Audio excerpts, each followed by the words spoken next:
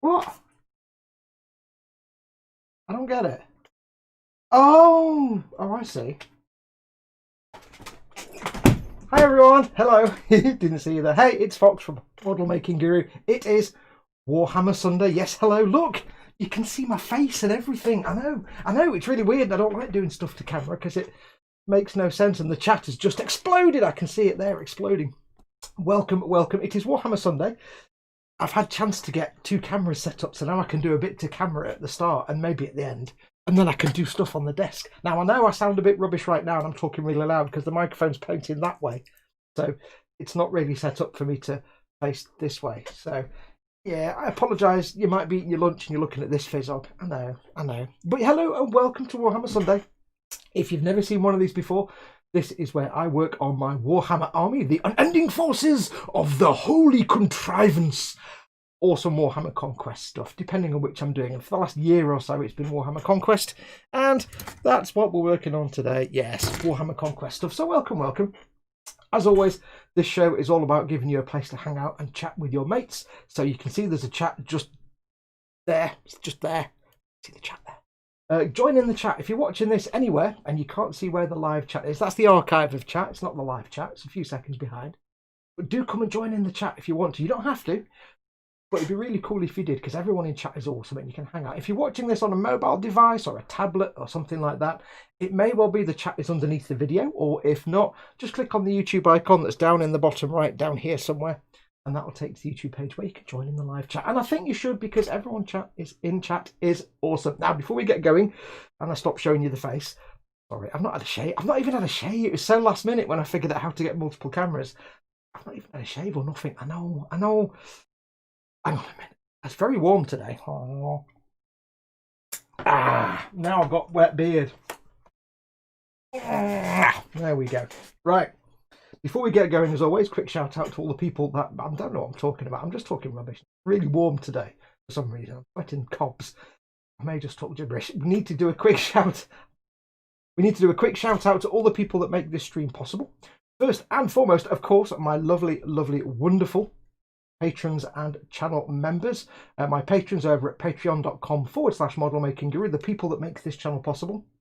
They pay my wages, as do my YouTube channel members at this channel on YouTube, who also pay my wages, keep the lights on, they keep food on the table, and they make this entire channel possible. You can either become a patron at patreon.com/modelmakingguru if you wish, or you can hit the join button at the bottom of any YouTube video on my channel or the channel homepage, and there you can join and become a member. And there's various benefits for doing so. You don't have to. It's all completely optional. You don't have to give me any of your money. But if you do, I'll love you forever. I'll have your babies. I may not have your babies. And you'll be a really cool dude. You'll be cooler than everybody else. You won't be. I love all my children the same. You don't have to have that. But massive thank you to those who do to make this all possible. And of course, my corporate supporters, emodels.co.uk and goblingaming.co.uk. Your one-stop shops for all your model making and tabletop needs. They are. Links in the description below the video. Go check them out. Now, I'm going to go to the desk in a minute because I've got to tell you, talking to camera when you're on your own, if I'm doing a live stream with Ted and the boys, talking to camera's fine because I've got their face to look at. But when I'm talking to you guys, it's really weird because like you watch documentaries where people do pieces to camera and they talk naturally and they move the head around, and it's really, when you're doing a monologue to camera like this, all I've got is a camera right there. And I don't find looking left or right or up or down natural. I don't move my head a lot, so it's really weird. Anyway, without further ado, we shall go to the bench and we'll crack on with today's building.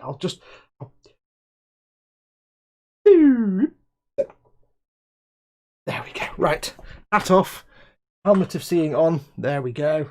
Oh, didn't want to be wearing a hat in this warm weather, but it's kind of something I have to do. Welcome one and all. Let me change my glasses.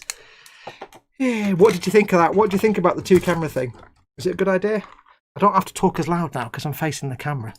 But I know Mama Fox is having a snooze, so I've probably just woken her up doing that loud talking. The camera faces sideways when I'm looking at the camera, you see. I mean, the microphone faces sideways. I don't know. Yes, anyway, let me know what you thought about that. Anyway, yes. Welcome. Today we are still working on the Warhammer Conquest Partworks. We're up to issue 72, number 72, and number's wrong. It's the wrong number. We're to issue 72, and we're making, oh dear, we're making the instalment that most people probably were least looking forward to. Most people probably weren't interested in these two because they're not exactly brilliant. They're kind of randomly thrown in there. It's 2 Chaos Spawn. Nobody really wanted these. They're not as cool as Death Guard or Space Marines. So there you go. Anyway, yes, we're going to be doing those today. I've also got as well issue 74 ready, which is the Tallyman, because I think we'll probably finish those two. You wouldn't believe though all that sprue is just for 2 figures because you've got loads of different options. That's weird, isn't it? Weird. Anyway, quick shout out to all the people in chat. Let's have a quick look. I've missed a lot of chats. I'll whiz through quickly. First person I see in chat, who may not have been the first but probably was Pascal the Averse. Then we've got Mordraka. We have them two talking for a bit. Nimsinderin is in. Welcome, welcome. Model Making Mayhem says hello, humans. We have Chronoman is in. Welcome, dude. Candygram for Mongo. Candygram for Mongo. David Sanderson is in. Hello, everyone. About to do my first figure painting for 5 months, says Dave. Well, good luck, dude. Painted well, my friend. Dad at Scaly Models, one of your mods, is in. Welcome, Dad. How you doing, buddy? Hope all is well with you. Dad, of course, does a bit later on ask the most important question, so I'll do it now because he did it early, so I'll do it early. Bench and belly, folks. What's on your bench? What model are you working on right now? I'm going to adjust the microphone. 1 sec. There we go. What model are you working on right now? It doesn't have to be a model, of course. It could be anything crafty, any craft thing, anything you can build or paint or assemble. It could be diamond art. It could be building things out of paper craft. It could be making things out of bits. It doesn't really matter. What crafty, constructy, creative... Don't knock the camera. Creative thing are you doing at the moment? And what's in your belly? What are you having for your dinner, or what have you had for your dinner? I have had a chip butty for my lunch because Mama Fox wanted a chip butty, so we had chip butties for lunch. Yeah. It's not good for my low-fat diet, but hey, I'm not going to deny Mama Fox a chip butty right now. Eon's car is in. Welcome, Eon's car. We have... who else we got? Scrolling. Colin at 5067's workshop is in. Hi, Colin. How you doing, buddy? Another one of your mods. Your moderators are lovely, soft, fluffy, tiny forest creatures. A bit like Guthor, but without being, a forest creature. Lovely, soft, fluffy, tiny forest creatures with great big eyes, and they're dead cute and adorable. But if you cross them, they'll eat you alive, burp you out on fire, and throw you into the heart of the sun. So don't cross the mods, and they'll keep you safe. We have Paul Di Tommaso is in. Hey, Paul, how you doing, buddy? Hope life is treating you a bit better today. We have David Sanderson. Book down, Fox. Says more Dracket. Yes. Oh, I like this. Says David. At ease, people. Darren 21. I'll say that again. Darren 2159. I don't quite know how to read the number out. 20159, 2159, 20159, 2000. Darren is in. Hello, everyone. So hello, Darren. Wayne Haywood is in. Eon's car says to those who've come to the stream, remember to like the video and subscribe if you like the humour. Yes, please do. It'd be lovely if you did. Seems like someone should send him a head sculpture or post behind his camera so he can have someone to look at when he talks to. It's just weird. If I'm on a stream with other people, I have the camera in front of where their face is, so it's kind of natural. But actually looking just at a camera, presenting, it's a skill. When you see people doing documentaries and they are talking to the camera and they just look like naturally talking, it's not something that's easy to do. It really isn't, because I'm just consciously aware that I'm staring in one place and I'm trying not to, and my head ends up just not moving much. So, yeah.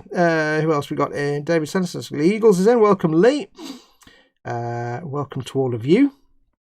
People have started going through what they're building, so I'll do that now. I hope you all saw that book at the start, by the way. I suddenly realised at the last minute we had that on a shelf somewhere, and the whole gag came into my head in the last sort of 45 seconds before we went live, and I'm like, oh, I had to figure it all out. So it's a massive, massive load of effort for a gag that most people probably miss. Never mind. Anyway. What have we got? Mordraka says, bench hemotrope reactor, belly KFC and Chinese mix-up. I think I'm going to pay for that over the next few days, though. I think you probably will. Yes. Not for the KFC, but for the Chinese, maybe. Colin at Fest 67's workshop says, bench Titanic, belly mug of tea. Yes, get in. It's almost coffee. It's almost coffee. Eon's car, bench 13 Space Marines from the Shadow Spear box set, SD for the belly, chips, and Pakora chicken strips. Ooh, sounds nice. Nimsinderin bench, same as last week. My MG aged, I'll start that again. My Master Grade H2 Magnum Gundam. Cool. They were talking about that on Colin's stream today. And Colin remembered what Gundam actually are. Good girl, Colin. Nim says, belly, nothing yet. Just as the stream starts, I need a big fat wee, says Quanoman. Be right back after a bit of bog trotting. Then he missed all the humour at the start then. Oh, I forgot Fox has a face. Steady now. To anybody with the bench and bellies. Chaos spawns were actually fun to paint. I can imagine them would be fun to paint, but I don't know. They seem like they've been designed by a teenager in 1986. Then again, a lot of the original Games Workshop art was done by teenagers. This is the thing, if you go and look at some old 1980s, early 90s Games Workshop box art and just general artwork, it's terrible, it's horrible, it's really bad. If you look at the artwork now, it's these beautiful paintings, and they look really cool. If you look at, say, the box art, especially for things like Necromunda and some of the old Space Marine stuff, it's god-awful. It's like drawn by a 17-year-old in 1986. It's like, oh dear Lord, I can't look at the old classic sort of Games Workshop art. It's terrible. So many things going wrong in all the artwork. It's the old, everybody has like 15 guns and they're all just firing them in random directions whilst not looking in any direction at all. And it's just, oh, terrible. Everything's bright and it's horrible. Can't stand it. I got an educating Festa Gundam question right, says Colin. He did, and all. Wayne Haywood. Belly, turkey salad, Sani bench, final assembly of Legion T-47 SB dry brushing weapons of Imperial Assault ATSTs. Jolly good. Darren2159 says, bench still working on my Katinga, belly roast imminent.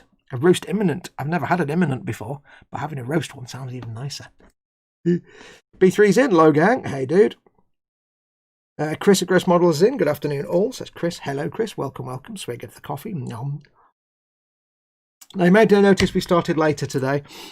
Anybody who's missed the last couple of streams, yesterday and Friday's Fallout stream, I'm looking after Mama Fox at the minute because she's back at hospital. She was in hospital last week, and that's why I didn't do any streams last weekend. And she's all right. She's getting better now. She's on the mend. But I'm looking after her, so I haven't got, I can't do a full 3-hour stream at the moment. So we just had a couple of hour streams the last couple of days. I hope you don't mind. Right, so let's build these. Not interested in these at all. Chaos spawns. Quanoman says, bench, front grille and headlights of my DeLorean belly. Commas and full stops, people. You're not making a DeLorean belly. I'll read that again, but I'll add the punctuation for you. Bench, front grille / headlights, bit of my DeLorean, full stop, or comma. Belly, tomato and mozzarella pasta bake, slobber dobbers may follow. Awesome. Best wishes to Mama Fox. Hope your mum's okay. Yes, I'm missing all the streams because of work, says Model Making Mayhem. Yeah, she's fine. She's getting better now. There was a big scare last week. She was in hospital. She went in and was put into a COVID ward, which was like... everything was terrifying. But it turns out they were just being cautious, and she's absolutely fine. It was nothing to do with that. So she's just on the mend at the minute, just an infection. So she's on the mend at the minute. So I think she's living it up now. She's snoozing a lot, and she's demanding chip butties at 11, 12 in the afternoon. Yeah, I think she might be milking it a bit now. But I don't blame her. She's more than allowed to. Where are we up to? B3 says, bench, kit bash, cargo loader, spaceship thing, belly will be Chish and Fips. Oh, yeah. I'd love some Chish and Fips, but our local Chish and Fips shop does deliver, but only takes cash. We don't have any cash because we don't pay for anything cash. Or we don't have to. Well, we normally go to a corner shop and buy stuff with cash. But, of course, we're not leaving the house until there's a vaccine. So everything's online ordered. So we don't need cash right now. So we haven't got any. So I can't have Chish and Fips. God damn it. When will my local fish and chip shop enter the 21st century and take payment over the phone? Good God, man. Sort it out. Right.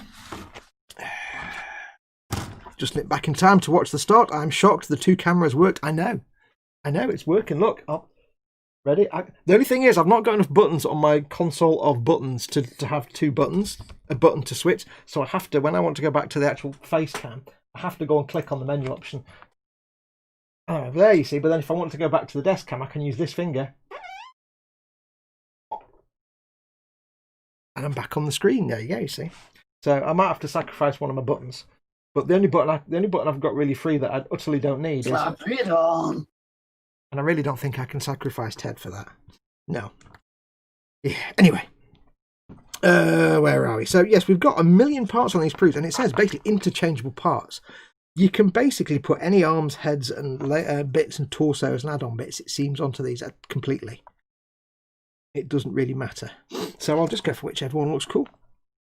So, we've got optional heads, arms, claws, tentacles, spikes, eyes, and tails. Sounds like it's describing that girl I used to go out with. Ooh. Building your chaos spawn. So this is there's all kinds of spikes and things, all of which are going to basically just explode out of the bodywork when I put this into the travel case. Yeah, these are not going to go into my skirmish box at all. Right, so 2A, 2B. Okay, they're not actually numbered at all either. Cool.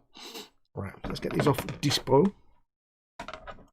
I will teach you the joys of folders and profiles. I wouldn't bother. It falls over so much. I don't want to do anything too complicated. It's fine as it is. I don't mind. I'll start off with the talking to camera bit, and I can lean over and hit the menu option. It's fine. Given the fact that 70% of the time it falls over after half an hour, and then I can't use it anyway, it's not really worth the extra hassle to go to teaching me. But I do thank you. No interest in these chaos spawns, because they're puerile and nonsense. I don't like them. Okay, so that's basically the not optional bits. I've got to say, having a mouth in the middle of it just looks so... It's just so, it's got a butt for a start, but it just looks so designed by a teenager. It's not really impressive. And they both have the same torso. Or do they not have the same torso? Okay, so we've got the same torso twice, and then like a bajillion parts we can use as optional. Are they both in the same pose? Oh man, that's just gimpy. That is. Yeah, yeah. I don't think anyone was looking forward to getting these in the set, because, like, you know, one week you get like 5 Space Marines, the next week you get like a squad of 10 Poxwalkers. Next week, you get 5 more Space Marines. Then you get these 2 chumps. Yeah, it's not that impressive. Let's get these bits cleaned up anyway, and we'll... I've got some splooge on my lenses. Hang on. Bit of something on my lens. You get a bit of tissue. Clean the lens. It's right in my field of vision. Now, it's really warm today. It's like... It's all been kind of cool and cold over the last few days, except... It's like been cold. I've had to have a shirt on and everything. Except the day I went to drop some stuff off from Mum and Fox in the hospital, when I put a big thick biker jacket on and got outside and realised it was 1,000 degrees and sweated all the way there. And today, when I'm doing this stream with all the lights on, very warm.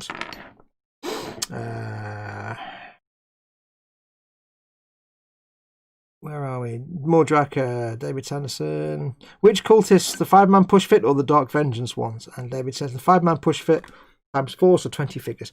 I quite like the look of those. I can't remember. Did I actually get some... Did we get Chaos Cultists in here? I can't remember now. I think we did. There we go. Yeah, we got them in this. We only got 5. But I do like the look of them.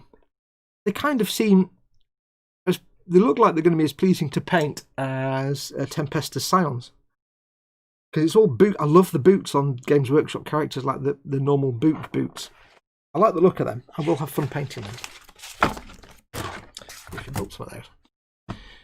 Right, let's do some cleany. Anyway, how are you? I hope you're all well. I'm trying to stifle a burp right now, and I don't know why, because burps are funny. Let me just get my sanding mat. I'm going to knock the microphone. It's going to be noisy. Oh, that was noisy. Sorry. Fox, the trick for solo video intros is to have an image behind the camera to talk to it, similar to the way docos are done when they are talking to the cameraman and crew. I shall try that. I don't think I can... Yeah, I can stick a picture behind the camera. It's not a problem for me to look at the actual camera. I know where the camera is. It just, my brain... I don't know. It's weird. When you're talking to someone normally, you're not just looking at one eye constantly. You're kind of looking all around the face. And you kind of forget, but... With a camera, it's just this single eye staring at you eternally. It's weird. It's hard to explain. It's something I'll get used to doing. It's something I don't do very often, so... Like, presenting on camera like this is fine. Because I don't have to look at somebody.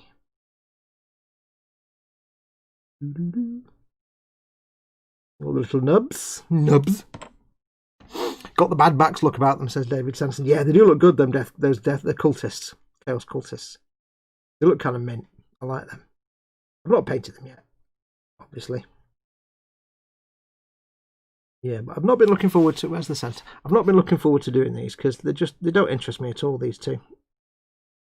They seem, like I say, they seem puerile and designed by a teenager. in the 80s. I just don't know. There's just something about them just looks a bit crap. But we'll get them built. Shall field them in my Death Guard army. If you've not seen one of these before, by the way, this is a joint venture between myself and one of my patrons, George, who is lovely, lovely, lovely. He's helped fund this whole part work, made it possible to get this part work, and we will be splitting this half and half. So I'm keeping the Death Guard and he's keeping the Space Marines. Now we're getting all the building done out of the way, but once everything's been built, then I can settle down to actually painting everything, and I'll be doing full video builds of all the painting. But we'll be getting everything painted up, and like once they're done, like I say, they'll be going off. The Space Marines will be going off to George in the US. Obviously, once Chocolate Velociraptor is gone, and I can go outside the house and go to a post office and post them. Oh, look at the mould line on this; it's terrible. Oh, shonky mould lines on these. You can tell they're old. Crikey. I'm not saying it's got a bad mould line, but this could be a Revell model. That's how bad it is. So yes, once everything's painted up, the Space Marines will be wending their way to George in the US. Like I say, when I can go and post things. I've still got his big Master Grade Cesabe and the little Ridge Runner that he's bought. They're still waiting to be shipped out to him. I just can't go to the post office. I can't put Mama Fox at risk, so we're on permanent lockdown until there's a vaccine, I'm afraid. But he'll be getting all the Space Marines, and I'll be keeping all the Death Guard. Yeah. A big massive thank you to George, who makes these particular streams possible. Because without George, I wouldn't be doing this. I would be doing something else. I'd still be doing a Warhammer Sunday, but it wouldn't be this. Oops. There we go. Get rid of that little nubulation. We've got 2 sprues of the 5-man push fits. That's a weird sentence. If you didn't know what that was talking about, you'd be like, I don't even know. I know what all those words mean individually. But as a sentence, they make no sense. We've got 2 sprues of the 5-man push fits. It sounds painful.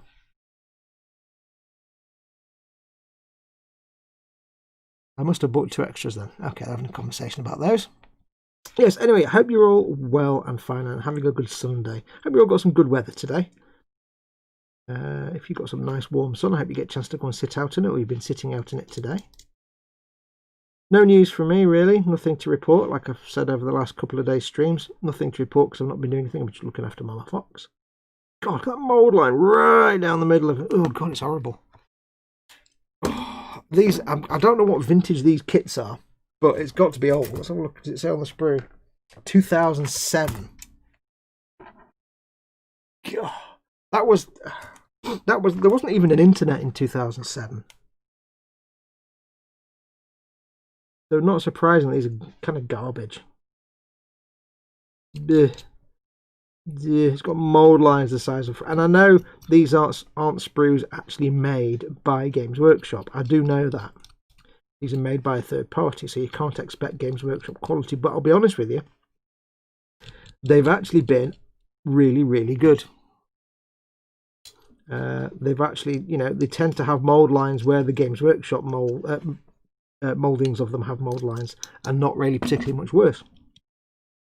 So I would hazard a guess, I could be wrong, do tell me if I am, but I would hazard a guess that if you bought this little set as an actual Games Workshop sprue from Games Workshop, I suspect it would still have these big honking mould lines down it. I reckon. I could be wrong. Could be talking out my ass. I don't know.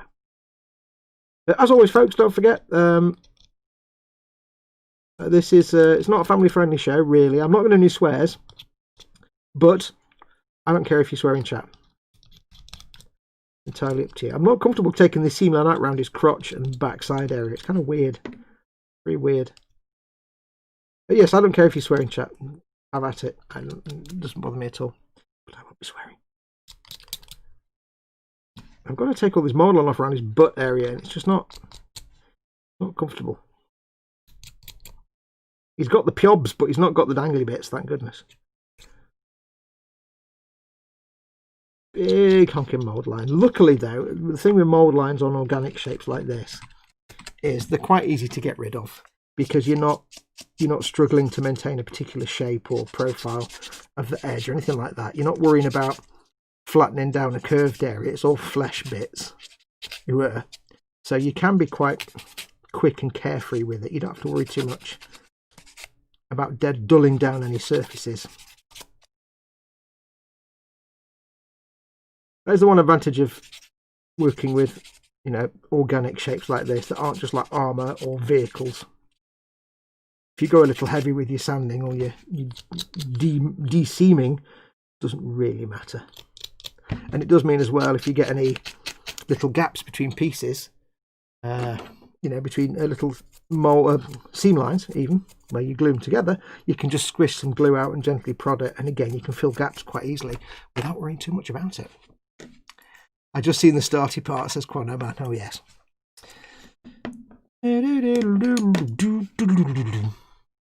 David Sanderson and the guys still talking about the dudes.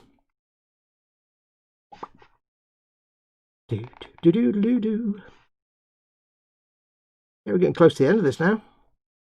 After these, we've got the Tallyman, and then after the Tallyman, it's the repulsor, the big repulsor thing, and then that's it. Apart from the Space Marine bikes that I've got to go and make.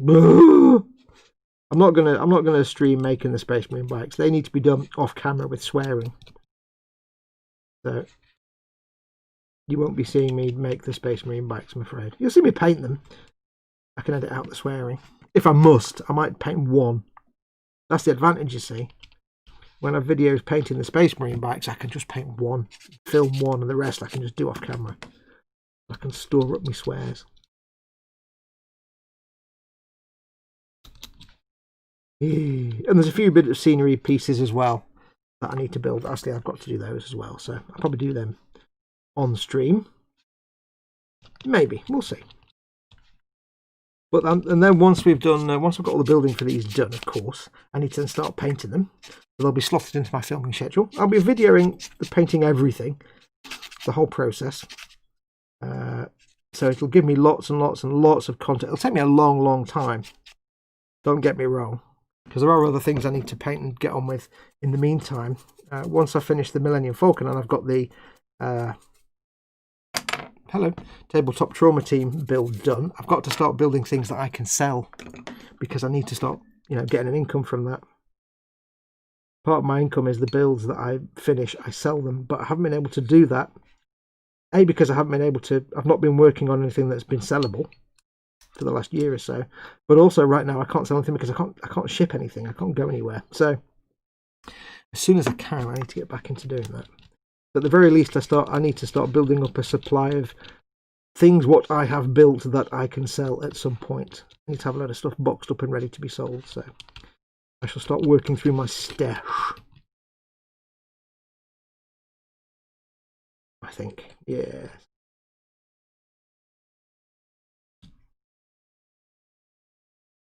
Mold line on here. Mold line. What's that secret you're keeping? Right. What's chat doing?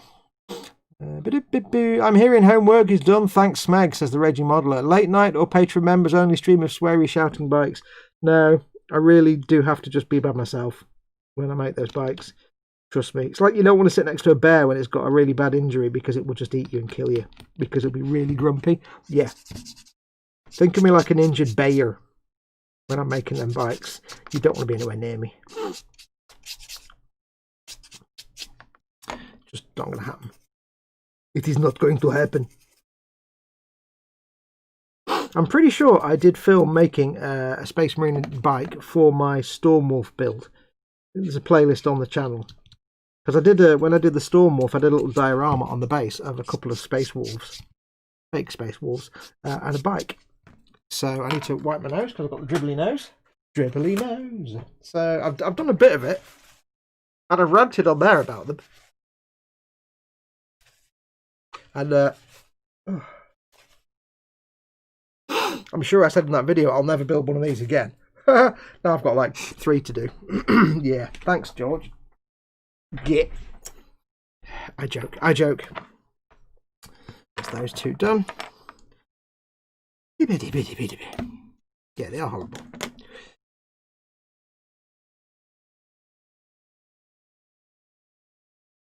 I like the look of new landspeeder. Wow, hello, you. That wasn't even, that was just train wreck, that was. Coffee makes all the speaking easier. I like the look of the new land speeder that's been released or revealed. Liking the look of that. Big chunky land speeder with Primaris Marines in it. Primaris. I don't know how to say that. Nonsense. Here's a question for you though. If you've seen the little video that announces the new loads of Space Marines that are coming out, and it's got the little animated bit at the start with the Space Marine, and then it's got Belisarius Call. And the Space Marine's like, you know, you can't just fix all our problems by making small Space Marines. And Call's like hell I can't. And he presses a button marked Primaris. Why is the Space Marine wearing like a black shirt and not like, he's got his chest armor on, and then he's got like a black undershirt, as if it's like a black t-shirt under his top armor. But why is he wearing like a black t-shirt under his armor? It looks like fabric. It doesn't look like the normal. Normally they have armor over their belly, but his belly armor isn't there. Why is that? Am I missing something? Is that specific to his rank? Is he like a captain or something, or a lieutenant? I'm like, why has he not got belly armor? He's just got this black crumpled t-shirt, almost like a black shirt under his arm. What? It makes no sense. The Games Workshop not know what their own things look like. How rare. Model Maker Mayhem says, home metal magnet thingy in car works awesome. May be used to film for a tube. I don't know. I don't know what any of that means. You might need to explain that. Metal magnet thingy in the car. I've got the egg cups. Sorry. Ooh. And the burps. Egg cuppy burps. It's the undersuit for the armour, says Mordraka. Well, that would make sense, but I thought that's normally like a rubbery type stuff, but also, why is he not wearing belly armour?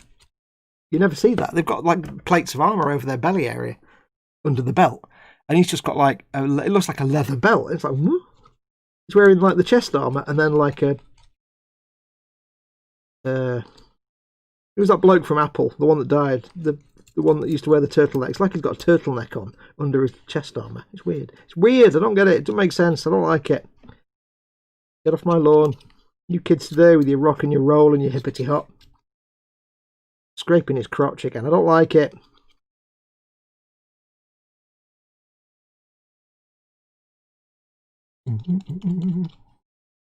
Steve Jobs, that's the name. I couldn't remember. Yeah, he's got like, it looks like he's wearing like a Steve Jobs black turtleneck. And you just see it at the belly area. Between the waist and the chest, basically. It doesn't make any sense. There should be armour there. It's just, oh, these are different. Okay. They are slightly different, I think. This one's got piobs. And this one has just no piobs. But has a suspicious bulge I'm not going to focus on for more than a few seconds. And a very knobbly arse, which is not quite normal. I'm not... Oh, it's weird.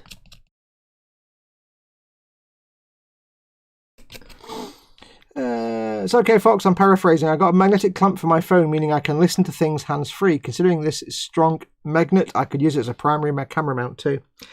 I'm not sure about the logic of putting a really strong magnet next to any kind of memory storage electronic type device with memory in it. Is that not going to just wipe your memory or risk wiping the data stored on the device? You know, like strong magnets do. Is that not a risk? I don't know. I've never tried it. Strong magnet. I'm not enjoying these two at all. I really could just not bother with these two. Not enjoying it at all. I just don't like the aesthetics of them. And they hold no liking for the aesthetics of the design. And it's, ow, it's just stabbed me as well because it's got spiky bits everywhere. Spiky bits! I know. And that's the trick when you're working on something. When I work on a model, I usually choose a model because I like it aesthetically. One of the things that makes me choose a model is the aesthetic side of it. If something appeals to me visually, or even just a part of it appeals to me visually, I'll have an inkling to build it. I'm not going to build something that I don't like the look of. because you're not drawn to it. And these just don't. They don't do out for me. I don't like them. Don't like it now. No, it's don't like it. Don't like it. No. There's too many. I can't really explain it. There's just too many things wrong with the design. Too many cliched things. It's just, I don't know. Right. Shut up, Fox. I think they may have modelled that one with the knobbly arse on me, says Quanarm, but shh, don't tell no one. Okay, good job you didn't write it on the internet then, isn't it? You know, where all the people are. Approximately 31 people, let's be honest. At least. Frankie's in. Frankie goes to Hobbywood. Hey Frankie, how you doing, buddy? Guten Abend, mein Freund. Guten Tag. I never know if it's Abend or Tag. I guess it's Abend.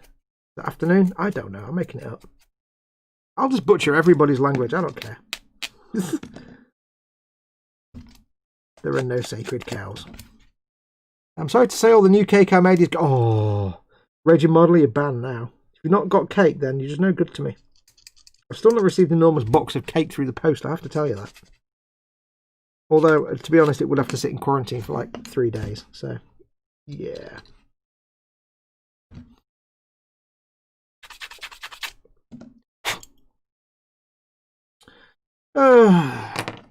Not enjoying these at all. Tag is until 6 PM German time. Ah, okay. Guten Tag, mein Freund. Wie geht's? That's as much German as I know, and I probably got that wrong. So there you go.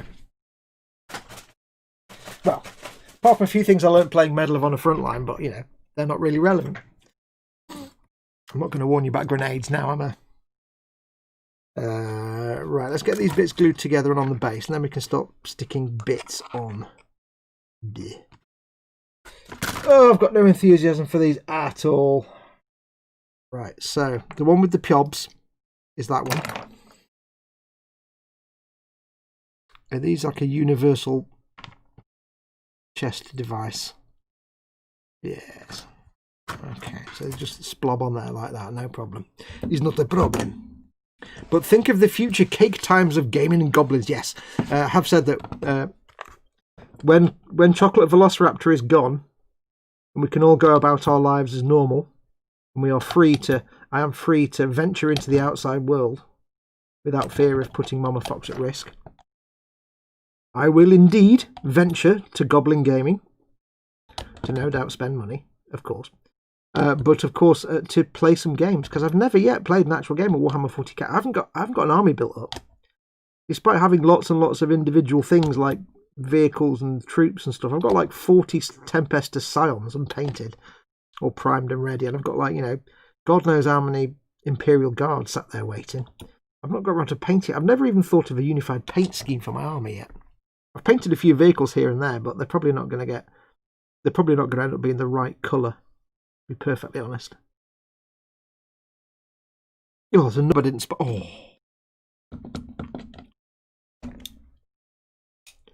Last minute nub detection. Flange. No one will ever know.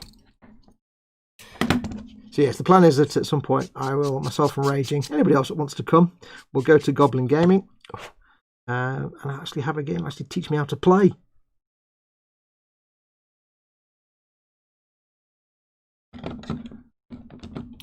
Because that would technically be, my local Warhammer store does have a couple of tables, but of course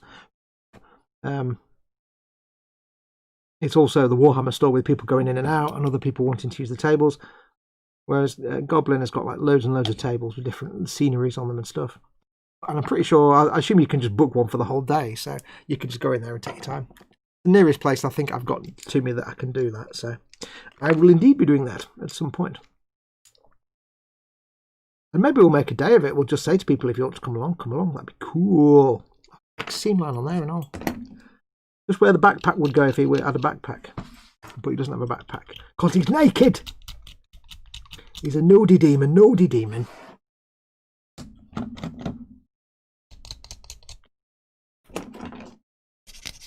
That'd be cool. Have like a little get together at Goblin Gaming, and they'll be like, Yeah, we're going to turn up, and you might need to like make sure all your tables are free because everybody's going to book a table. Everybody in the world. And then everybody, all of you will come along, and you'll all spend loads and loads of money at Goblin, and the Goblin guys will see me as like an awesome dude, and they'll just think I'm brilliant, and I'll get loads of favours off them then because I'll have done them a big plus favour by you guys all buying things from them. Yes, great. But more importantly, I'll actually get to play a game. And I think if I batten down, if I buckle down and get on with it, at some point, get some of my dudes painted up, we'll actually be able to. This doesn't fit very well. I've probably got enough dudes to field the small Tempestus Scion army.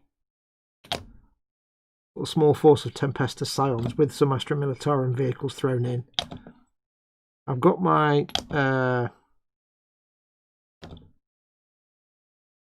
whatchamacallit, troop carrier, the what's it called? The one that Mike Mountain everybody got me. That one. Chimera, I've got that, although it probably won't end up being in the right colours. But hey, what are you going to do? Because I painted it all up and then I probably won't go for that colour scheme. But never mind. I might have by then my Macarius Vanquisher, perhaps.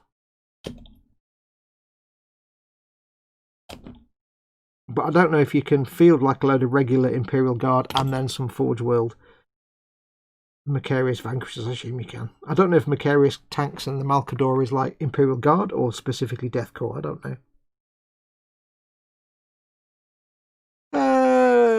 So it's official. The big Boom Hut Day Out is in 2034, says Gross Models. Pretty much. 2034. Yeah. Fox was deseaming his spawny crotch. Pretty much. You don't want to think about that too much. I may have found a very tiny flaw in my plan to keep it a secret that I have a bony butt. Yeah. Apparently I don't have a butt. Many years ago, I work in an office, and the girls were having a conversation about which bloke in the office has the best butt. You know, the kind of conversation that if blokes did it would be just completely sexist, but the girls did it, and it was just hilarious. And it was a funny conversation. And they're all sat on my table, so I obviously wasn't included in the running. And I said, hey, a minute, what about me? Am I not a part? And then one of the girls went, you don't have a butt. There's just nothing there. I'm like, okay, never mind. I'll walk off then. Fine. See if I care. Crumple. So apparently I have no butt. Right, so I can squidge in some of the glue out here, which is quite handily. I'm going a bit heavy with the glue, you might notice, and it's purely because I want to try and fill some of these gaps in the pieces. They don't fit together very well. They really don't. Let's get some clampage going on. I can. They really don't fit together well, these old things.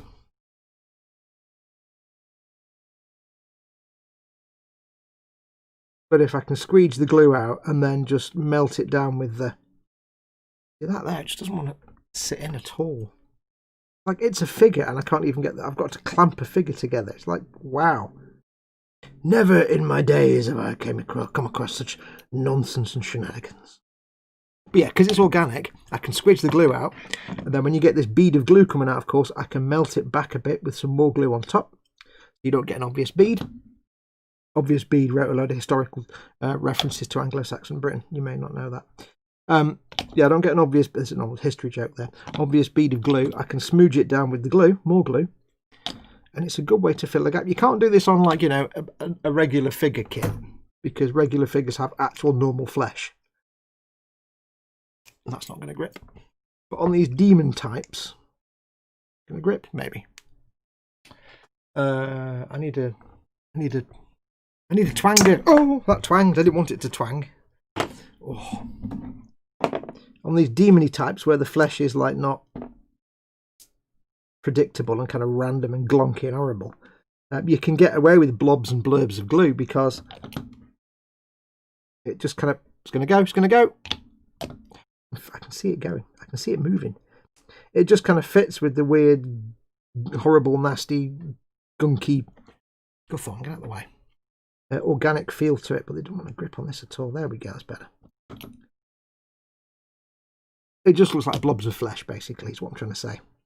So you do have an advantage on these kind of things. You can make your own, fill your own gaps and make them look cool. Now he's got glue in his spawny bits. This stream is going sideways, says Mayhem. What we have here, Tony, is another innocuous bit of history. There you go, that's right. Always trust Phil Ardin. We'll have that. I'm not going to glue them on the base yet. I do appear to have an injury of some sort. What's this? I thought I've got some kind of slightly stabbity pain scenario in my finger, but I don't know why. There's no visible wound. Oh, there's a tiny piece of plastic under the skin. That's weird. I've clearly been stabbed by one of these spines on this guy here, and he's injected me with horrendous plastic death. Reset the injury counter. Yes, it's not a stabbity. If you actually get stabbity by the model itself, it doesn't really count. I don't think. Right, so can't glue these on here yet. Anyway, Mayhem says, "All right, my barber. I'll be doing you. I'll be doing all right. I be. That it be. Well, I can't glue these on the base yet because they'll just fall over. They look kind of weird with the clamps on them. Stabbity always counts. Damn it. After 12 streams, we finally get an injury, says Mordracker. Yeah. I might take the path of least resistance with these guys and just go for whichever bits they show me in these pictures, because I'm so dispassionate about these specific kits that I don't really care. I just really don't. Although this one's got an axe. I might give him an axe. Seems more fun if he's carrying a weapon of some sort. I mean, it doesn't matter what I do. They're not going to fit in my skirmish box. So Christ knows where I'm going to put them. This one's got like a kind of weird beaky feathery head. I quite like that. Having said I'm not going to do this, I'm now going to look through all the sprues and see what tickles my fancy. Fox, you're an idiot. Anyway, yes, I hope you're all well. What's been happening in your part of the world? Tell me all about your days, your life so far, this week, this day, this minute, this second.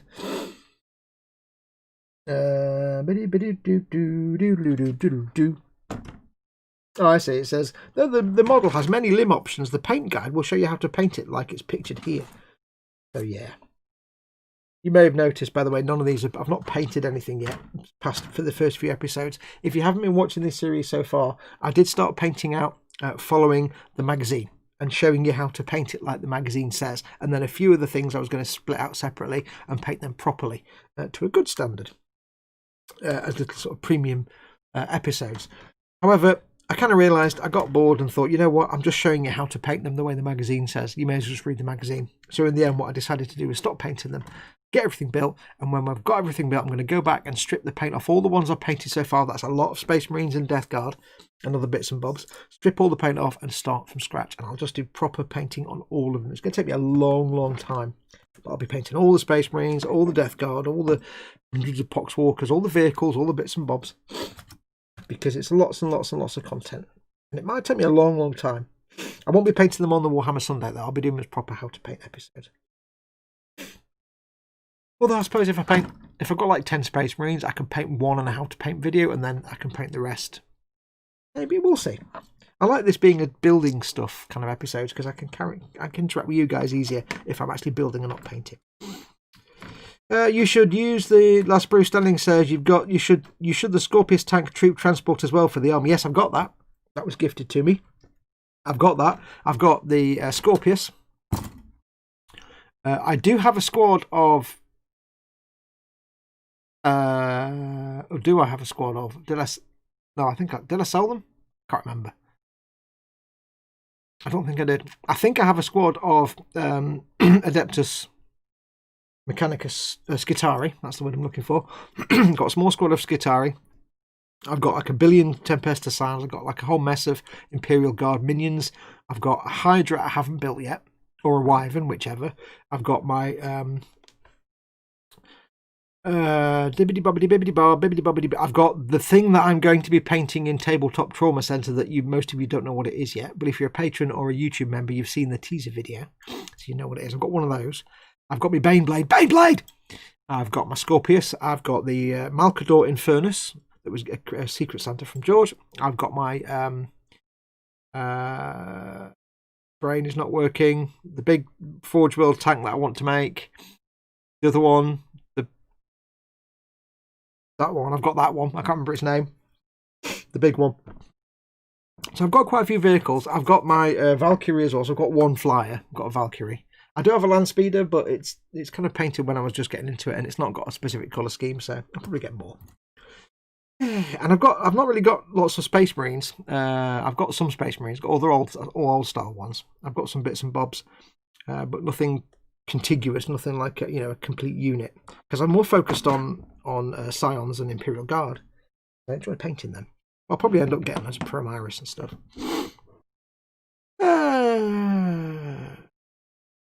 La la la, long time, says Paul Di Tommaso. If you still have the premium boxes, use them to store them. No, because the premium boxes are like big, massive cardboard boxes, and just everything will rattle around inside. I've got like a whole mess of skirmish boxes and a Crusader case and things like that. I'll just fit them in there, or I can always get more. I can always get more skirmish cases or equivalents. I don't like putting stuff, once these are painted, I'm not storing it in a big cardboard box because they'll just roll around and rattle about. I need them in foam. Foam.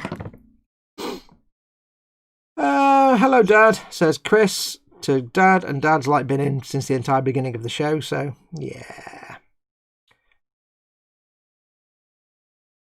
Legend has it that Dad starts breathing heavily if you squirt some red stuff after Stabberty, says Quano Man. We seem to have a bunch of us showing up late today, says Dan Kramer. Hey Dan, how you doing, buddy? At least I was here to see the Stabberty. Sorry, Paul was doing something to eat as I'm on after Fox. I will probably miss your show, Dad, because I've got to go and make the dinner and stuff at 6. Do the washing up. But I'll try and get back in time to watch some of it. Try and make your show go for like 2 hours until Chris starts. That'd be great. Dan Kramer says, It's a me. It's a me, Mario. Oh, Dad, Polaroid lamps are falling, lol. I don't know what that means. Hey, Dad. Hi, Dad, and all assorted persons. I was referring to while they are being built, not during the painting stages, says Mordraka. I've actually already forgot what we're talking about. What were you referring to? What were you referring? When we refer, my brain's not working today. Oh, if you still have the premium boxes. Oh, I've got you. Yeah. I don't know. We'll see. I'll just leave them sitting around. I mean, these guys, once I've painted them, I'll probably just put them on a shelf somewhere and forget about them. Because I don't like them. Yum. Okay, I'll turn you off now. It's Ted tonight at 8:30. Oh, yes. Yes, I like watching Ted work on his Bane Blade.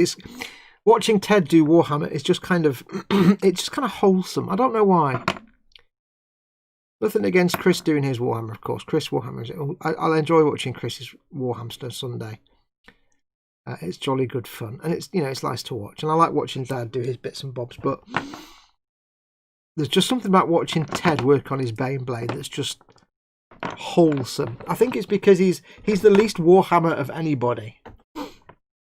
He doesn't care about Warhammer. He's not invested in it.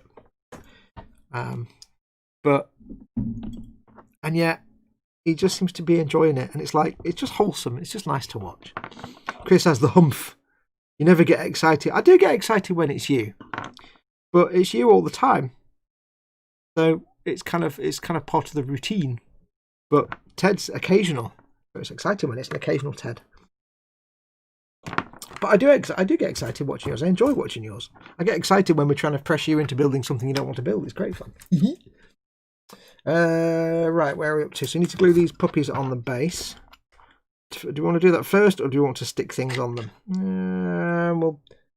I'll stick them on the base first. It anchors them down there. I see. Bored with me. Not at all. You don't bore me, Chris. Your stuff is fun. I like your stuff. But you have... The difference between you and Ted is that you have... I wouldn't say you're as invested in Warhammer as much as me. It's not like you're going to go out and play the game. But, you have, your local Warhammer store and your your mate who's the manager, and you've got some knowledge of the whole thing.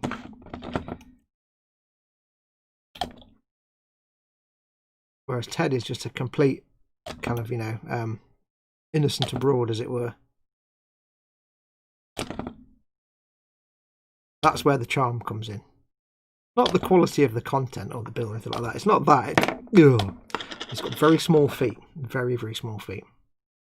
It's more the kind of innocent abroad thing that Ted has going on, because he really doesn't know anything about Warhammer. And he doesn't really want to know anything. How does he even go on the base? This is nonsense. I have to let him sit for a while. This is a really silly pose for it to be in. I did just buy a Warhammer figure. Yes, that's the thing. I mean, you know, you have a certain... Like I say, you're not about to go out and play the game. You're not quite as manic about it as I am. Because I love this stuff. And I read all the... I watch all the lore videos and stuff. And I like watching lore and things. I love Lutin's videos. They're great. All his lore videos. So you're not quite that level of investment. You just see good models and you enjoy building them. But you have some passing knowledge of the lore and other things, and you know, you hang out in the store and you and Paul have a good time. Whereas Ted is just a tank to Ted. He's like, it's a big tank. He doesn't know, nor does he care. He just enjoys building a model, and it's charming. It's like, you know, giving your granddad I don't know. It's like watching your granddad play Halo for the first time. I would just knock Ted off now. I think Ted would find that funny. He wouldn't know what it meant. Right, these are not going to stick very well because there's not a lot of surface area to stick down. I have to let him sit for a minute. This is a very slow build today then, because I can't do much with these. Where are we? I don't want to be in work right now. I'd rather be in bed sleeping, says Paul. Wouldn't we all? Well, actually, I wouldn't. I'm happy here, but yes, I know what you mean. Good out of that one, Fox. Good shot. Oh, flange-tastic. Look at that. Right, you stay there and don't be falling over. I'm going to have to put some muddy textures on the base because I'm going to have to build up this thick glue to get them on, I think. I don't normally like doing this, slopping it round, but for these guys, I will make the exception. Right, stay there, don't move. Chris has been doing a yeoman's job at keeping the content flowing. Yes. I think Fox and Chris are going to need some couples therapy. Fox had to use the clamps to anchor them on the base, says David Sanderson. Yeah, I may have to do. Well, I don't know what I'd clamp that with. I don't know what it might. If I just leave it alone and don't fuss with it for a minute, because I normally put a bit of the thick cement on to get it to stick with the viscosity, and then go in with the thin cement to make it melt into place faster. I could have, of course, used some of the Tamiya fast setting glue, but yeah, I didn't think about that. Bandai is coming out with 2 more Space Marine figures, says Paul Di Tommaso. Yeah, and everything I saw from the other ones, they were a bit rubbish. As in, they had mould, they had big seams and nubs all over them, and it was like, really? For a Bandai? Because they weren't kits, were they? They were pre-made. And I saw some photographs with all the nubs, and I'm like, Jesus, that needs stripping down, cleaning up, and then painting. So... yeah, but for what, 80 quid? Nah. Yeah, I wouldn't. I don't know. 80 quid I'd spend on it if it was a kit. Maybe. And even then, it's not like you spend 80 quid on a big master grade with like 200 parts, but a Space Marine wouldn't have that many parts. I don't know if it was worth 80 quid as a kit. But yeah, I was shocked by some of the photographs with nubs and everything everywhere. It's like, that's just a real bad paint job. Spawny, he's our man. If he can't spawn him, no one can, says Model Maker Mayhem. Speedy Curators in. Hello, gentle folks and lady folks. Anyone who falls within or without. Nicely covered. You need to put more of the options on the body to give them a counterweight or clamp them to the base like David did. They're glued on now. I think once the glue's set, I can't start putting things on just yet because it will just make them fall over. Yes, huge seams, won't be buying any more, says Scaly Models about the Bandai figures. Yeah, everything I saw said the quality was not very good, and it does seem that the new ones are just repainted the same as the old ones with different colour schemes, so yeah, maybe not. The only time there were seams that big were on that girl from Morecambe, says Model Making Mayhem. Yes. Right, so let's put that there. What I'll do while I'm waiting for them to not explode off the base, why not I get started on the tally man? I may as well. We've got an hour to go. Issue 74. Put that bag down there out of the way. Oh, there we go. My little rug is my little noodle rug under the desk is going on an adventure. Hang on. I've got a couple of little noodle rugs on the floor. I heard that. Oh, I thought something fell over. Yeah, I've got a couple of little noodle rugs on the floor under my workbench, so my feet are comfortable on the floor because they're nice and squishy and soft on my feet. And they sometimes go on adventures across the floor. I'm like, come back. Sets the coffee pot in the middle of the table. Waffle is mine. Helcom Muse, welcome, welcome. Right, that's it for the reactor. Got to wait for the shading to dry before moving on with it, says Mordraka. On your hemotrope reactor. React to those hemotropes for all your hemotrope reacting needs. Hemotrope reactor from Ronco. Right, I'm just going to blindly cut things off here and not actually pay attention to what anything is now. Because how hard can it be to get one dude? So this is the tally man. This is issue 74. Issue 74. Keep on making that joke. Nobody outside the UK who wasn't around in the 1980s will even get that. So, yeah.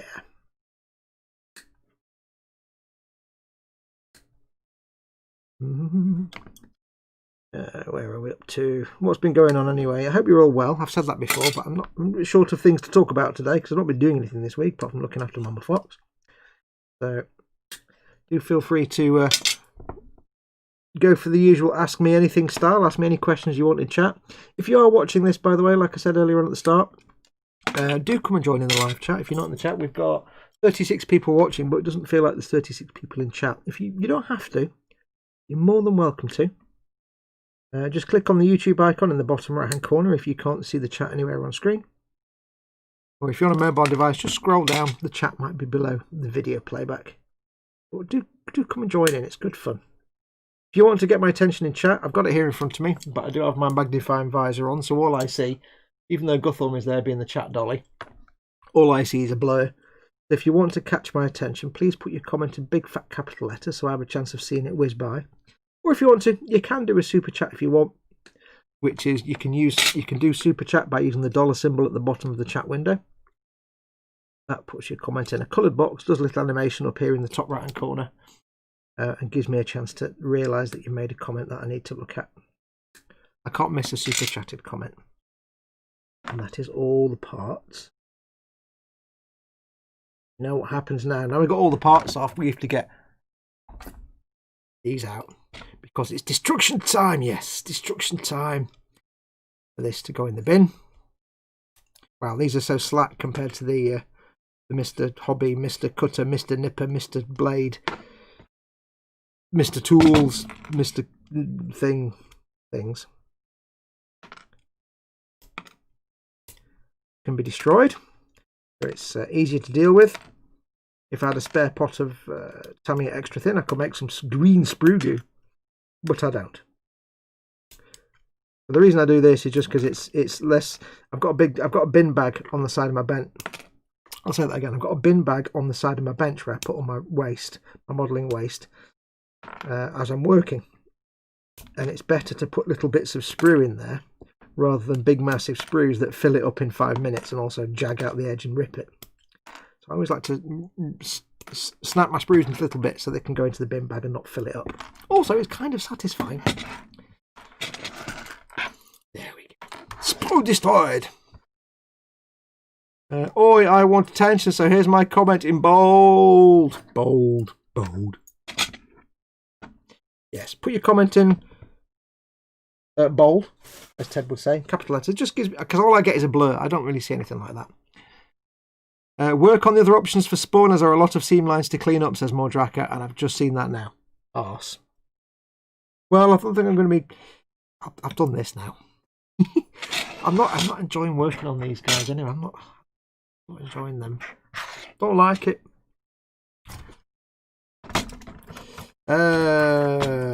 David Sanderson says, I remember that hit the thumbs up when I came in if you haven't do it. Oh, I remembered. Hit the thumbs up when I came in. What you're saying is, give the video a like. I'll start again. Hit the thumbs up button on YouTube. Always do a thumbs up for the content of creators that you enjoy their content, because it helps their video in the listings, gets them more views, and means that they can keep making videos. Because if no one watches our stuff, we can't make stuff. Building your talisman. Well, number 73 was a kids' TV show, and Fox said in the style of the theme tune. Yes. Issue 73 was paints. You mean number 73? Yes. Try that trigon I gave you. That's a bugger to set in place with all the arms, says Last Spruce Standing. Oh, my finger really hurts. All the arms. Maybe not on a live stream. If it's something's really fiddly to set up, I might not do it live. Coffee spent. It's time to bring in the waters of life, which have been sat there for about an hour and a half, which will be warm and flaccid. Well, never mind. Right, let's get these bits cleaned up. I've only really got like 40 minutes, so I might as well get this guy done, because I can probably get him done and cleaned up and built in 40 minutes.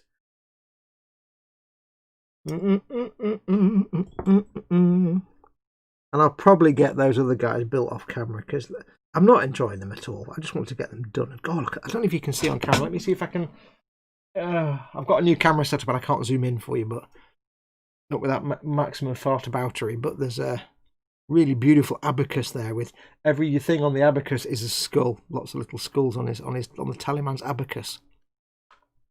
Because apparently the law is with the Taliban that he counts the dead on the battlefield. And it's something to do with the number 7, I think. There's something about the number 7 that I don't know. I can't remember any of the law, I'll be really honest. But he keeps a tally of all the dead, hence the Taliban. Or something. It's all jolly good, fascinating law, anyway. So let's do that instead. That there. That there. Nipping on the end. Pting, there you go. That little bit there. Where's me sandy mat?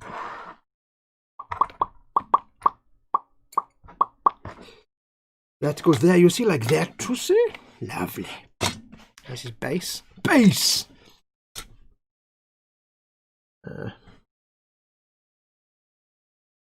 Big nubs off. Big nubs. Last Bruce Standing. Yes, I've done 3 now. It wasn't fun, although the Carnifexes aren't great either. Carnifex.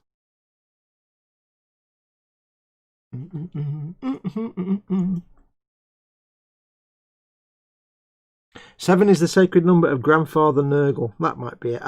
I need to actually study the lore of death. Seeing as I'm going to have a Death Guard army by the end of it, I should probably get into the lore a bit more. I need Luton to make more Death Guard videos so I can learn. I like the way he does stuff. He explains things quite well. I like his videos. There are some terrible lore videos on the YouTube. There's one channel. I shall not name names. There's one channel, and I swear all the channel does is read out the wiki entries. And I don't even mean the Wikipedia. I mean like the ID4chan. Sorry, 1D4chan entries, or the Warhammer type wiki, and they just read them out. It just reads out the Wikipedia or the wiki entries, and it's like, really, and people are giving him views, and that's the laziest thing ever. You're just reading out something that somebody else wrote. That's called plagiarism. How are you doing on Fallout? Says Lee Eagles. I've been playing Fallout for years. I've finished that game like 4 times now. I think 3 times now. Yeah, I'm in my own playthrough. I'm just pootling about, but I'm playing it less and less now in Skyrim as well, because the difficulty with doing a Saturday and a Friday Skyrim and Fallout stream, and then trying to play it myself, is the chances are I'll be wandering through a building in my own playthrough, and then on the show on a Saturday or Friday, I'll have to do that. I'll be suddenly come across the same thing, and I've got to try and act. You know, do I try and act like I've not remembered the building, or do I just say, oh yeah, because it's really hard to not just walk into a building and know where everything is, and then just go through the motions. And the difficulties of the playthrough I'm doing now is with lots of mods that I didn't have. On both of them is lots of mods I didn't have before, so all the settings, all the locations look completely different. Especially on Fallout, where I'm walking slowly now in my own playthrough. I'm rediscovering places that I haven't seen for like 5 or 6 years since I went to that place last time in the game. So there is genuine rediscovery for me, but it's like, do I do that in my own playthrough, or do I do that in my own playthrough and then that means I can't do it in the YouTube playthrough? So it's quite tricky. Because I am like rediscovering places that I'd forgotten all about, genuinely. But it's hard to do that on camera or on a stream when I've just been to that building like the day before in my own playthrough. Yes, I know, and I hate that channel, says Eon's Car. Good. Yeah, there's a few channels, there's a few lore channels out there, and that one is just like, I look at it and I think, really, you literally are just reading out the wiki entries. That is just, it's theft and plagiarism, and it's not interesting. And yet he's got like, a bajillion subscribers, and I'm like, oh, why is it the people that do the crap always get the benefits? People like me who work hard don't get that kind of benefit. I don't know. Frustrating when you see somebody making no effort whatsoever and getting all the success for it. I mean, there are other channels that do much better. Like I said, I do like Looting stuff. I like his channel a lot. His lore videos. Although I was surprised to find, I feel like I've been watching his stuff for ages. But he's only been doing Warhammer stuff for about a year or two, maybe. I thought he'd been doing it for ages. Be careful you don't tip off the pegs for the arms, Fox. Yeah, I'll try not to. I don't think I have. I'm not sure where they are. I'm not sure where the arms are. That's... Yeah, there's a nub on the little... It's not really a peg, but there's like a little triangular widget there for the arm. I can see that. Paul Di Tommaso is writing out the theme tune from The Greatest American Hero, which is an awesome song. Believe it or not, I'm not singing this now because of copyright, so I'll read it instead. Never thought I could feel so free, ba-ba-ba, flying away on a wing and a prayer. Who could it be? I love that. See, that theme tune's fantastic. The Greatest American Hero. I vaguely remember the TV series, but the theme tune stuck with me. I have a thing for theme tunes. The theme tune stuck with me for years, and it's great. It was in the charts, apparently, at the time in the US.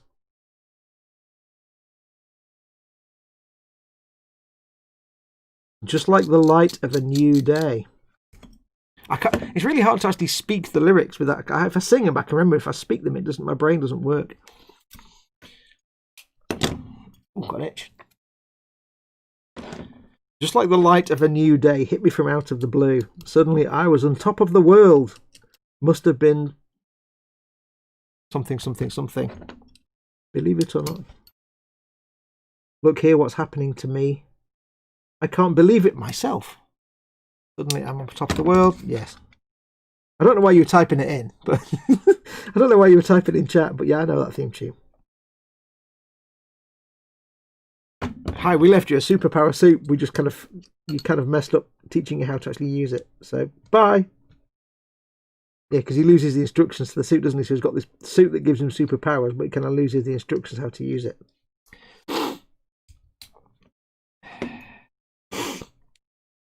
Why are we talking about that anyway? Where did that come from? Leighton is epic. Looting. Oh yeah, looting. Yeah, I like looting. Yeah, why did you put that in chat? Weebadoodles is in. Welcome, Weebadoodles. There's one thing I've been watching that goes over the lore, but their videos are long. I love them. I love long videos. The thing about Luton is he's not... I like his delivery. I like the way he explains things. And just the concise way he explains things. And just kind of, he's explaining things... How can I put it into words? he's not just like a reading a little script saying, and then this happened, and then this happened, which means this. He's actually talking as if he's talking to you face to face, which is a nice way of delivering it. That's why I think I appreciate his style. I like his style a lot. There's other ones that do lore videos, but they're just kind of they're kind of characterless and just reading things out, which is a bit boring. I've got that tune in my head now. Can't sing it because of copyright.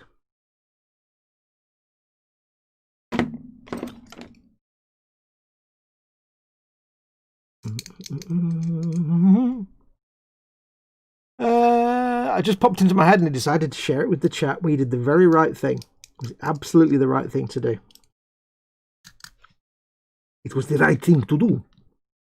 Kajit approves of your sharing of these lyrics.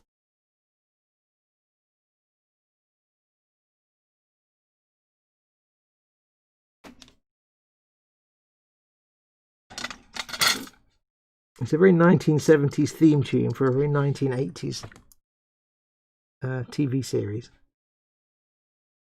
If you don't know what we're talking about, just go onto YouTube afterwards and look up the Greatest American Hero theme tune.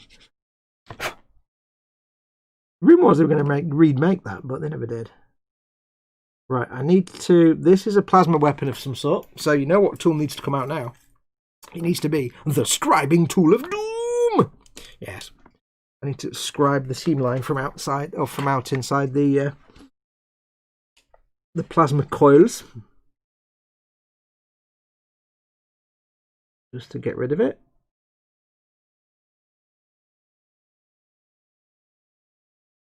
He says his chamber's coil is overloading the plasma system.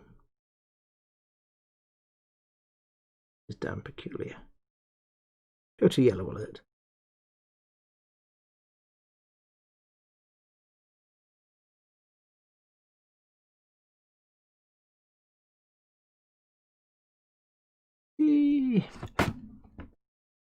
There we go. How's that looking? Doodle-doo-doo-doo. Ah, the Enterprise theme, not actually Rod Stewart, but an incredible simulation. That was sung by Michael Ball, was it? Or was it Bublé or Ball? I think it was Michael Ball that sang it for the TV show. It's been a long time getting from here to there. I didn't mind Enterprise. I thought Enterprise was alright. Enterprise had the same problem to me as Voyager in that it didn't have a solid ensemble cast. I mean, it had a solid cast, don't get me wrong. I love Scott Bakula. It had a solid cast. It just didn't have a cast that gelled together like the cast of DS9 or the cast of Next Generation. As in, not the actors, I mean the characters. Like, to me in Voyager, most of the characters were kind of forgettable. You know, I didn't have anything vested in them. I love the Doctor. And I thought when the Doctor and Seven interacted, that was good. And although I kind of hated Neelix at first, he kind of grew on me a bit. And some of his interactions with some of the other characters were quite interesting. But for the most part, the characters in Voyager were just flat and boring. And it was the same in Enterprise, really. There was a certain degree of... I love ensemble casts where, you know, where all the characters interact nicely and you can tell it just makes the thing better, like Bones and Castle and DS9 and I'm trying to think of House, things like that, where you've got a solid ensemble cast of characters who all complement each other, and you feel an invested feeling in all of them. You're interested in all of them and how they overcome whatever they're doing, and there's something about each character that you like and enjoy. And then there's just things where they're just characters. He's the young one, he's the loud one, he's the gobby one, here's the traditional Native American type. She's the ditzy female, she's the brave and blokey female, he's the black guy, he's the, you know, it's that kind of thing. And it's like, yeah, so that and Enterprise didn't really gel for me like DS9. Right, I think that's de-seamed as much as, oh no, it's not. I've got loads to do on the bottom. I love it when Neelix tried to get Tuvok to smile. Yeah. Tuvok was alright. Tuvok was an interesting character. But again, like Tom Paris, don't care. Chakotay, really don't care. Chakotay was just Oh, look, he's a token Native American trope. Okay. And even Robert Beltram himself said he got pissed off with that after a while. Oh, look, I'm the Native American guy, so I have to go on like a dream quest and have a spirit guide animal. It's like, wow, could you be any more cliche?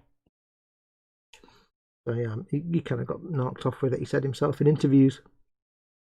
He said the writers didn't know what to do with the character. He was just the Native American trope. So they just gave him Native American scenarios. Or tropes, you know, not anything genuine. But yeah, they're all kind of two-dimensional. It didn't sit with me as well. I couldn't stand Kez.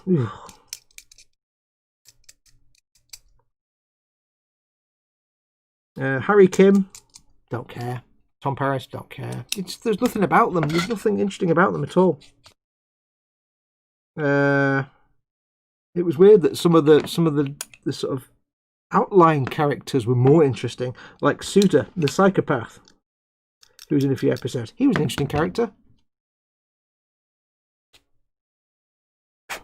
I can't think of any of that. I mean, I'm struggling to think of other characters. That's how sort of not interesting it was. Right, so that's the gun cleaned up. We need to drill out the barrel, though. Drill out the barrel. Let's get the drilling devices of drilling. Drill out the barrel. Where are we? Not Russell Watson. Sorry, not Michael Ball. I don't know who these singers are. I have no interest in such crappy cruise ship singers, but yeah, it was Russell Watson. That's the one. I don't go on cruise ships. I don't know all these Michael Bublé, Russell Watson crooners that are just talentless hacks. People spend money on. I don't know.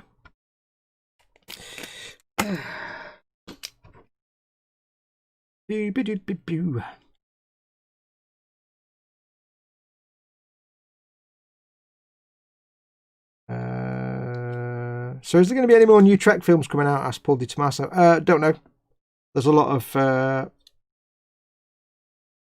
fighting going on at the minute.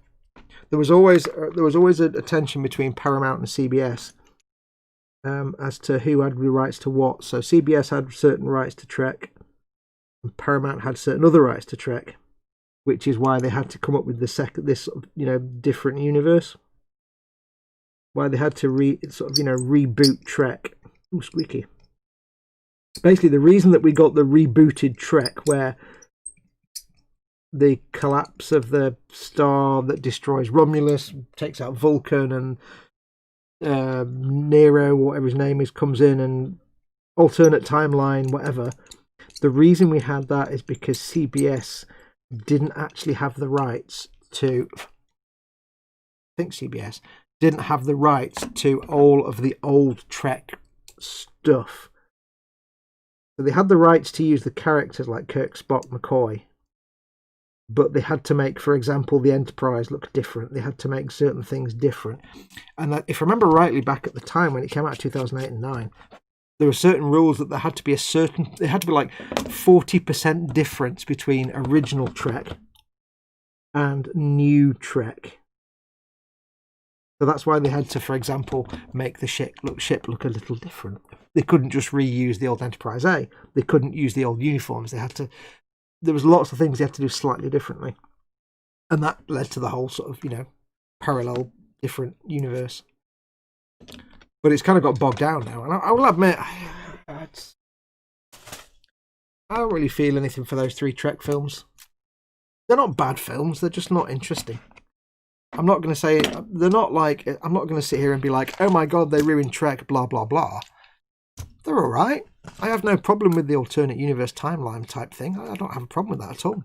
It works quite well. It's quite feasible. They got away with it. I just don't find them interesting at all. I like Simon Pegg as Scotty. I like that. I don't have a problem with the cast. I like the what's-his-face Doobie-Doo as Spock. That was quite good casting, but they're just kind of boring, really, I suppose. So there might be, but I don't know. But right now there's like a million Trek TV series. If you haven't watched it yet, by the way, if you're in the US and you're able to, or if you're elsewhere and you're able to, I strongly recommend Star Trek Lower Decks. It's really funny. It's really good. It is actually funny. I really recommend it. It's awesome. It's quite good. I hope that lasts. So yeah, it's not going bad for Trek. You know, we've got Picard, we've got Discovery, we've got Lower Decks at the moment. There's a kids series coming out, another animated series actually for kids coming out. I can't remember what it's called. There's at some point the Section 31 spin-off series with Yo. Who knows what else? There was also the Continuing Adventures series with Captain Pike that's in the works. There's a lot of good stuff going to come out, and I think that continuing whatever it's called, the one with Pike, Christopher Pike, I really liked that character, the actor, the way he played that character in Discovery. That was really well done. Him and Number One and Spock, and that was excellent. So yeah, if they make a series of that, I think that's going to be great. Follows the Enterprise.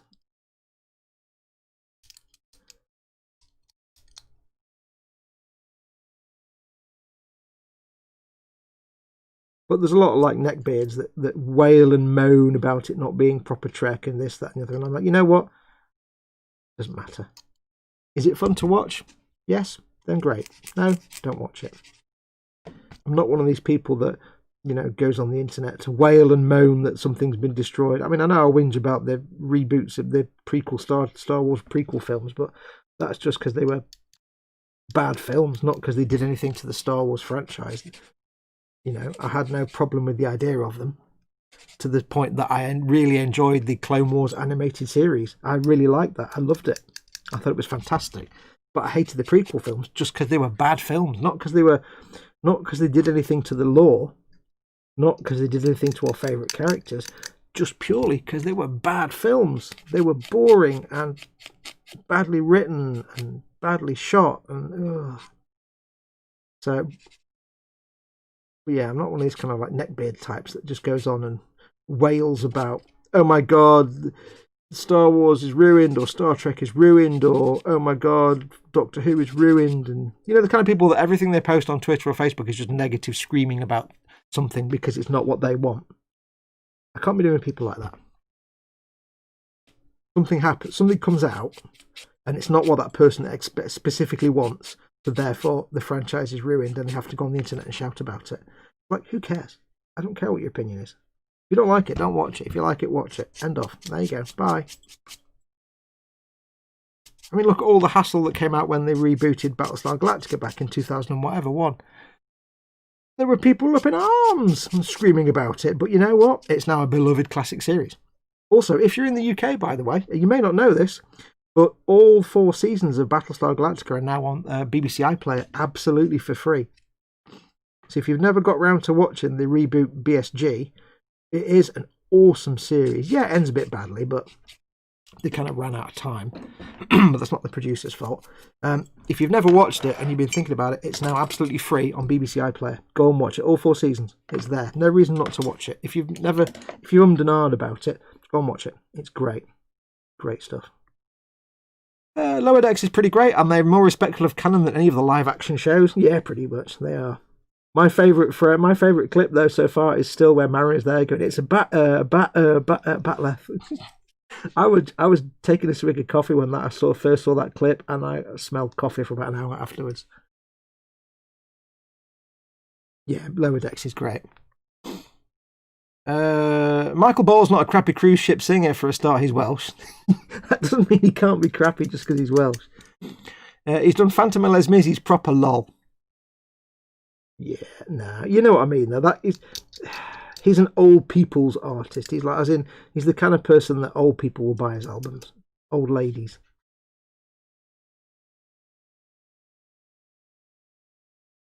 So Dad probably likes him. Ted probably likes him. I agree. I like the third one the most, says Dan Kramer. I don't know which one we're talking about then. The Star Wars or the Star Treks or the Witch? I don't know which one we're talking about now. Darren says, I liked all the Star Trek series, but I can never understand why, when they were in space with an unlimited amount of scenarios, the holodeck always caused more problems. Yeah. The thing I loved about Star Trek, say the Next Gen, DS9, and all the from the Next Gen onwards, it was the first time I became aware of what's called a ship in a bottle episode, which isn't specific to Star Trek. It's something that all TV series have, but it's what gave them it gave it the name, and it became blatantly obvious in that they had a certain budget for each season, and basically what they do is they plan all the episodes in advance, of course, and then what they'll do is, as the budget gets a bit thin, they'll put as much money as they can into the big showstopper type episodes with the big battles and things like that, and then they'll leave some of the episodes, they'll assume they're going to have a lower budget. And that's where you get the ship in a bottle episodes, where you might just have one or two characters and they just maybe are in one or two sets. So like one episode, you might have all the special effects and you have loads of extra characters, and they've built a whole new set, like a Klingon temple or a Borg ship or something. There's a whole new ship interior, like some ship or other. And there's a new alien species and lots of prosthetics and makeup and all this kind of stuff. And they've had the budget to do it. And the next episode, it's Riker and Data in a space shuttle for the whole episode. in a shuttle for the whole episode, and maybe a little bit of a special effect. Or it's 90% of the action takes place in Dr. Crusher's quarters or sick bay or something like that, where they've not had to build any new sets, not pay for any new special effects. Maybe they reuse some old special effects, and it's mostly character development and stuff. And I love them because it's what made those kind of processes obvious. And then I'm just wiping my nose. It was after seeing that you start to then see that kind of thing in other series, where again they've had to have a few low budget episodes, but nothing made it as obvious as Next Generation, the old ship in a bottle episode. So like, for example, Remember Me. Where Beverly Crusher thinks she's going crazy because people are disappearing that only she remembers. But then throughout the show, of course, she ends up being the only person on the Enterprise because she's in a pocket universe. They literally had engineering, sick bay, her quarters, and the bridge. So they're all existing sets. And after about the first 20 minutes, it's just her. So it's like the casts get small. So they're having to pay less and less people to go on. It's like total classic ship in a bottle episode.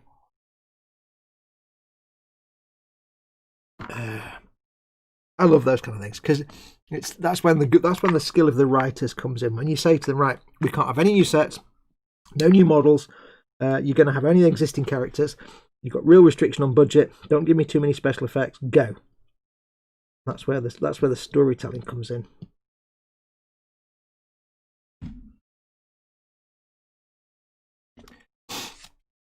The prequels were good stories, but poorly written and directed, judged and produced, and that's it. That's what I mean. That's what I'm trying to say is, like I say, the fact I love the animated series of the Clone Wars should tell you that I'm not averse to the others. I've just realised it's a Nurgling. I didn't even realise that.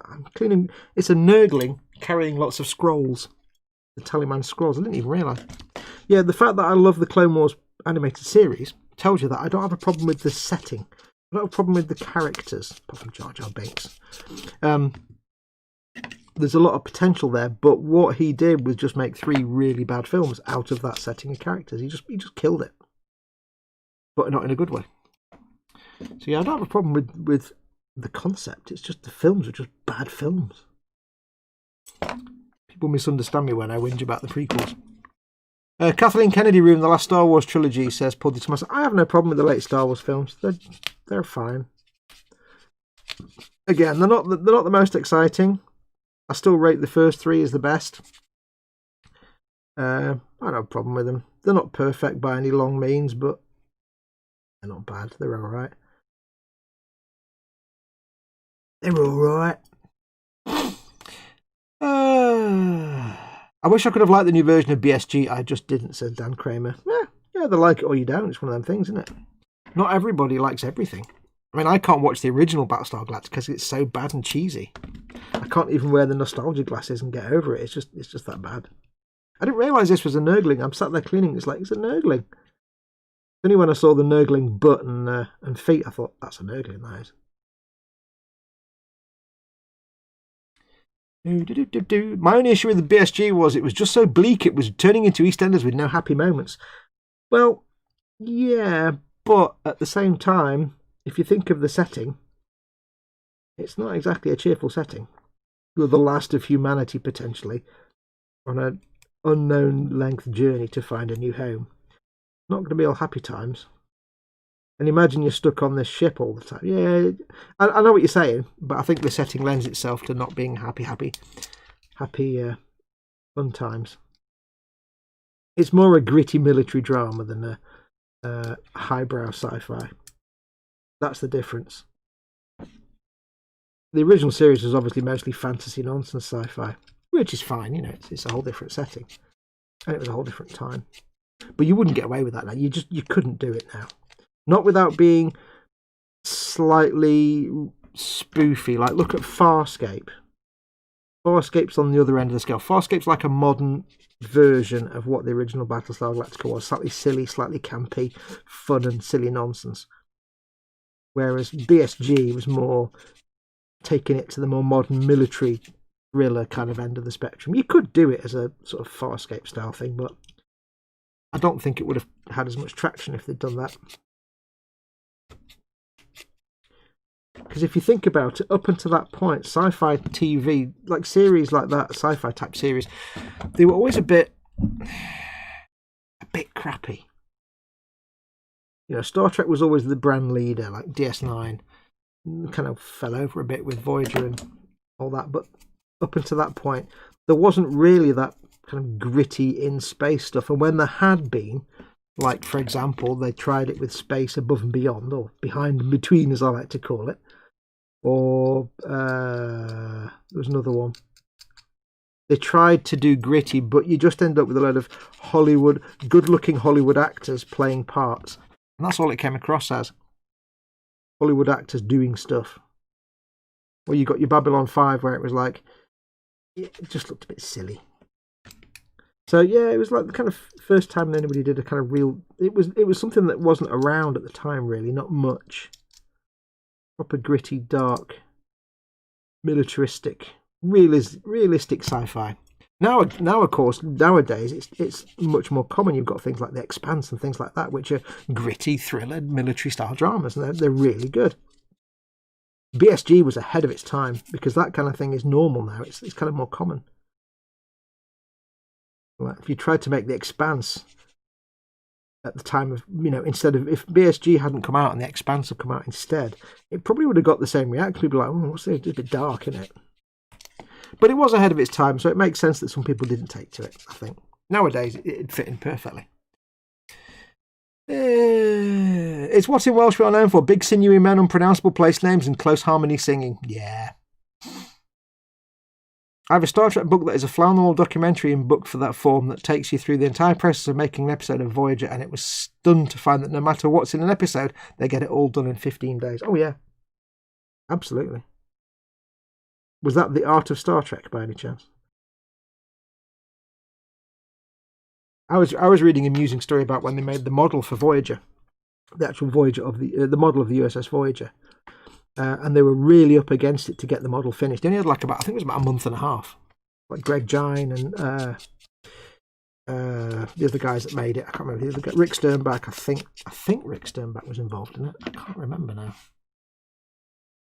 But they made this model and stuff, and it was all there, and it was right against the wire to get it finished. And they had all the decals and stuff to put on it, all the markings. And apparently at the time, the culture in the studio was that they really didn't want people from different teams working on different productions. So they didn't want anybody from the Voyager team doing anything for the guys on the DS9 team and things like that.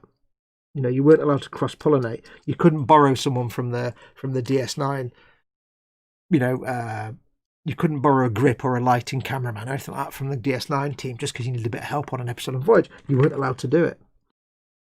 So, if I remember the story rightly, it was either Rick Sternbach or Michael Okuda or somebody like that, that they were basically, this guy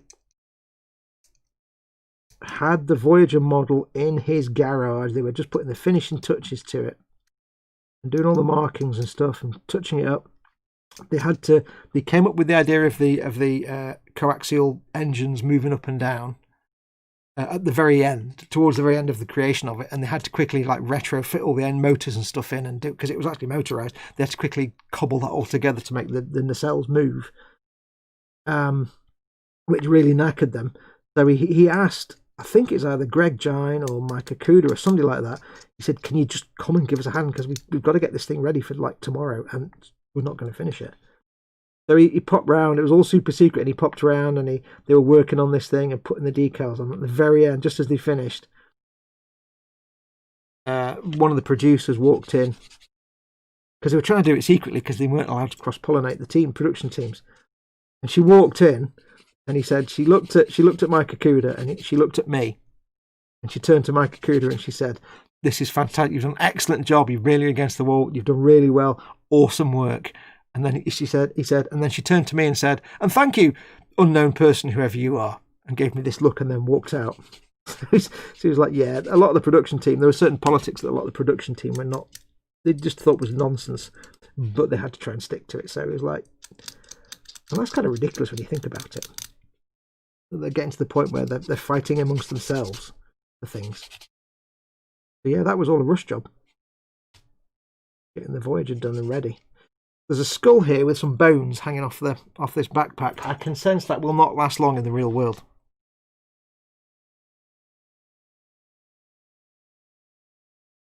But yeah, I mean, if I was going to rank all these things, I'd obviously put DS9 first and foremost is my favourite. Next Gen probably after that, forgetting seasons 1 to 3, maybe seasons 1 to 2, maybe. I'd say Voyager was third and Enterprise maybe fourth. I mean, Voyager was alright. It was alright. Don't get me wrong. I'll happily watch it. It just didn't have that kind of vibe that Next Gen and DS9 had. It was just the ensemble characters. The characters were a bit flat and lifeless. It was alright there. Save for a few episodes that we don't talk about.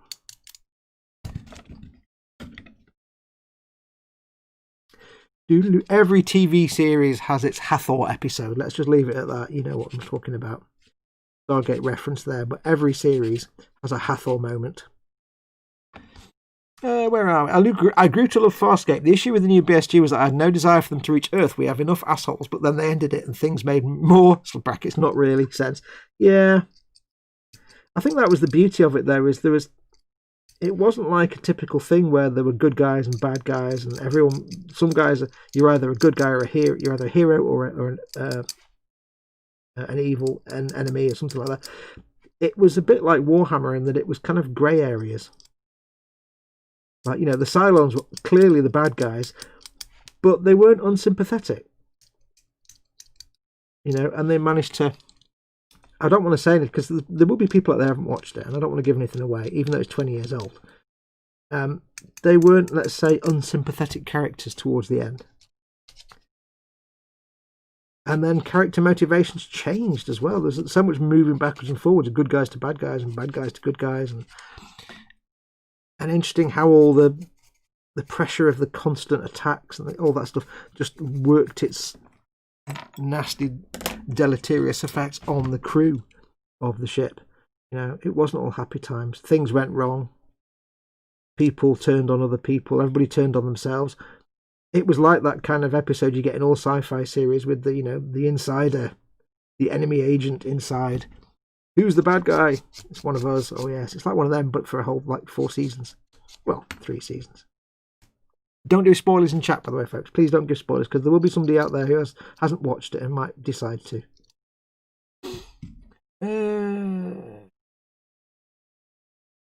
I was stunned when the Chili Peppers told me my space may be the final frontier, but it's made in a Hollywood basement. Just rummaged it out, says Quano Man. It's book's called The Vision of the Future, Star Trek Voyager. Osric 9000 is now Osric 9000 again. Yay! Well, if Ted's doing a stream tonight, I'm not going to call you Ostrich because he's around, so if he's streaming, then that's good. I'm glad Ted is streaming tonight. Chris, have we got for sure that Ted is streaming? Because I haven't heard from Ted all week, and I know his back was giving him some jit. I've been worried about him all week. So I'm glad if he is streaming tonight, I'm glad he's doing that.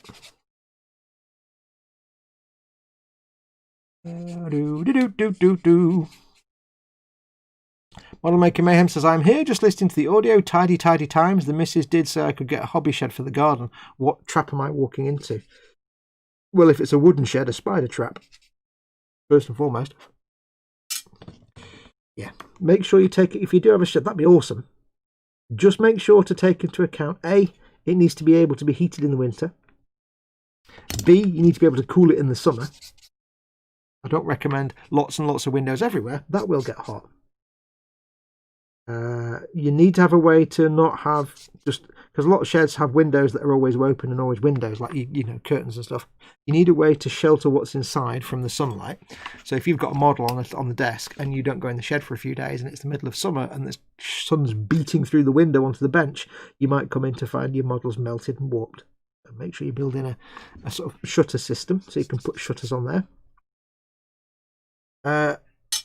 What else? Yeah, you need to make sure you take account of things that can stop spiders coming in. Like put brushy things on the bottom of the doors and things like that, if you can. They probably won't. They will find their way in regardless. It doesn't make any difference. It doesn't matter what you try and do. They will find their way in. They'll find their way home, to quote John and Vangelis.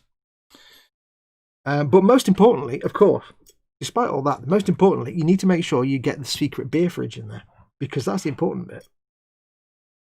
Always with the secret beer fridge. I mean, there's only one kind of beer fridge, and that is the secret beer fridge. Right, I've just put the torso down somewhere. There it is. So we need to get the torso here, and then the back part here with the abacus. We should get this guy built just before we go home for tea. Happy days. Yeah, my dream is still to somehow one day have the money to get our garage demolished and replace it with some sort of structure that I can make into not just a model making workshop, but a model making workshop and studio. I can have proper lights and proper camera. And that's my dream one day, to have that. It's not something I can afford ever at the moment. One day maybe. God knows what you're looking at for that kind of thing though. Tens of thousands. I have no idea. But talking of that, if you'd like to help me get to that point, if you'd like to help me get that dream come true one day, don't forget, of course, if you'd like to help, and it's not obligatory, you don't have to do any of this, but if you'd like to help support this channel and guarantee that I can keep making content for you as the days go by, you are more than welcome to. You just simply need to go to, you can become a patron at patreon.com/modelmakingguru, where you can support me and keep the bills paid and things like that. What's this now? That's the Nurgling. Or if you don't want to do Patreon, you can of course go to you can try to think and talk at the same. Let me just do this gluing first. It's not actually straight away obvious what I'm doing here. That needs to go there. Okay, so he's got his arm on his chest. All right, that makes sense. Yes, you can go to patreon.com/modelmakingguru if you wish, where you can support this channel. Helps keep the lights on. It helps keeps my bills paid and keeps food coming onto the table. So it doesn't just help out this channel. It helps me pay to live as well, because I do this for my job. This is my job, my career. You can do that if you want to, though. You can just become a YouTube channel member, and all you do for that is click the join button beneath any of my videos or on my channel homepage, and you can become a channel member. And there's various exclusive stuff you get for doing either of those. Most common thing is that you get access to a lot of video content a week early, advert free, no ads. Occasional exclusive content only available to those kind of people. For some reason I'm really struggling to comprehend all the bits on this kit, and I don't quite know why. Now somebody told me something earlier. Oh yeah, don't cut the nubs off. That's... Oh, I was put this arm on. I'm like, that can't be right, because the gun's pointing out the back, but his gun is actually pointing out the back. It's just stowed away on his back. I'm like, that looks rubbish. That can't be right. I've messed up. But no, his gun does actually go over his back. Let's put his put his head on first. I think actually. I think I should have put his head in before we started, but never mind.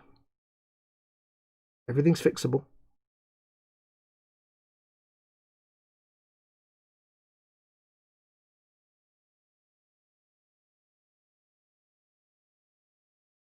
Oh, Mr. Tallyman. Tally me bananas. Yes. I think I'll have him looking forward like that. Yo, ping. Yes, so you can support me on Patreon. You can become a YouTube channel member if you prefer. Of course, if you don't want to do any of that, that's absolutely fine. You can, of course, just make sure to like and subscribe. Liking a video helps my video go up in the listings. More people will see it, and that way I can earn a little bit of income from the video. I have a better chance of earning some income from that. I do this for a living, so all your help is greatly, greatly appreciated. All your support. Hang on. You know, I don't have a job to go to. I don't do a job, and this is what I do. Which is why I'm struggling a bit at the minute with not being able to sell anything. Because that's half of my plan and income is to sell my builds, and I just can't at the minute. I can't go anywhere. Right, this arm fitted perfectly here, now I can't get it on. There she is.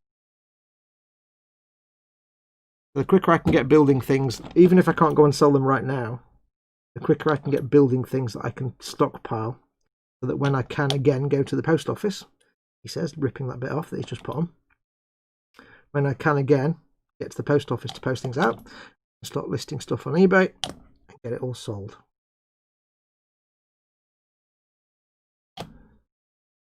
I'm frustrating right now, I can't do that. That bit there, I'll leave that on for a moment.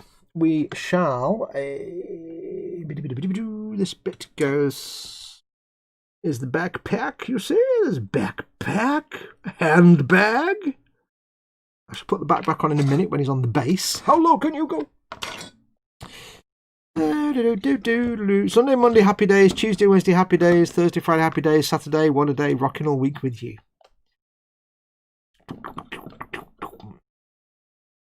Don't know why we're talking about. Yep, it is in the boom hut for an 8:30 start. Wait, what? What are we talking about? What's the 8th? Oh, what? Oh, Ted. Oh, right, cool. Got you. Thank you, Dad. Wasn't paying attention, was I? Awesome. Jolly good. That means Ted's alive and well then. I was going to drop him a line and say, Dad, Ted, are you still with us? Because he's had a really bad back. He's had a really bad hip and back the last couple of weeks. If you watched last Monday's show, you'll notice he couldn't go for the full show because he was struggling. Sat down in his chair for like the hour because he's hurt himself. He's hurt his back and stuff. So we'll see how long he can go for tonight. Hopefully he's a bit better. Because, you know, you start getting to our age and things start to go wrong and not be as easy as before. For a long time I was like, haha, I'm getting old now, but I haven't got all the problems that old people have, and I'm obviously invincible, and I'm unique and invincible, and oh wait, yeah, then things start going a bit wonky and you're like, oh, actually I'm not invincible. Oh, ow, yeah, I'm not invincible. I regret everything. Yeah. That did happen. Mine was just a bit delayed. I apologise, I don't think I'm actually on camera very well tonight, am I? I'm not really paying attention to where my camera point is. Don't forget, of course, as well, another way to support this channel, if you wish, I do have in the links in the description below this video, I do have some links to my Amazon stores, my Amazon affiliate stores. As an Amazon affiliate, I make money from select items sold in my Amazon storefronts. I have an Amazon store in the UK, I have a store in America, Amazon America, and I have a store in Amazon Canada. So if you have access to any of those three, do feel free to pop along to my Amazon store. Loads and loads of modelling stuff you can pick up for all your essential modelling needs, and I make a little bit of income from those, so do feel free. If there's anything that's not in there, if you're going to go and pick something up on Amazon, check out my store first, just on the off chance I've got something. If there's something you want and it's not there, just give me a shout. It'll take me literally 5 seconds to add it. As long as you send me a link to the product that I'm not selling. If you need to buy a thing, and you're like, I need to buy this thing, but Fox, it's not in your store. Can you add it? And I'll be like, yeah, send me the link. Bang, there you go, done. The thing is now in my store. It doesn't cost you any more, but it massively helps me out because it's another income for me. Another way for me to earn my living. I'm liking this chap. I am liking the Death Guard. I'm growing to like them so much. I really didn't like them at first. I'm like, eh. But now I've started building them. They're a pain in the arse to put in your travel box. It's like, if you can fit 50 Space Marines in your travel box, you can fit like 10 Death Guard, because they're all massive and spiky and sticky out bits. But I'm looking forward to painting them. They're going to be challenging. They're going to be complicated and fiddly. But you know what? And I've just spotted a seam line on his backpack, and there's nothing I can do about it now. Oh well. Right, well, that's as far as we're going to get with... I've got his Nurgling as well, haven't I? I didn't leave space for his Nurgling, did I? Fudge. I forgot all about his Nurgling. Where's his Nurgling's feet? Little Nurgling. Where's his Nurgling go?